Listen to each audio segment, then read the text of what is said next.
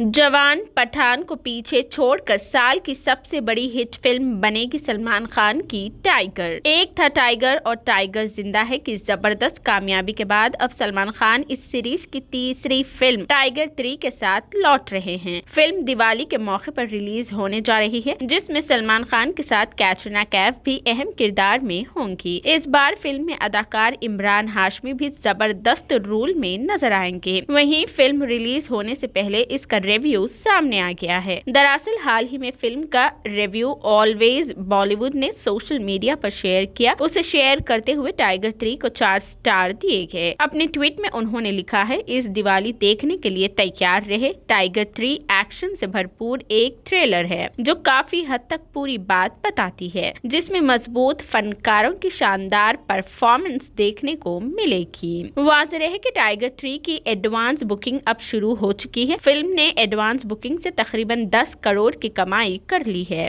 सैकनिल की रिपोर्ट के मुताबिक तो फिल्म अब तक सभी दिनों का मिलाकर 10 करोड़ रुपए का बिजनेस भी कर चुकी है। इतना ही नहीं, आपको ये भी बता दें कि सलमान खान की इस फिल्म के शो 24 घंटे चलने वाले हैं। फिल्म में सलमान खान के अलावा कैटरीना कैफ और इमरान हाशमी अहम किरदार में होंगे। इस फिल्म में इमरान हाशमी मुनफी किरदार निभाने जा रहे हैं, जिसको लेकर फैंस के दरमियान काफी शिश व पिंच का मामला बना हुआ है। साथ ही फिल्म में शाहरुख खान का भी कैमियो होने वाला है। यही वजह है कि नाजरीन फिल्म के रिलीज होने का बेसब्री से इंतजार कर रहे हैं। वाज़ेह रहे कि फिल्म इस दिवाली को रिलीज होने के लिए पूरी तरह से तैयार है।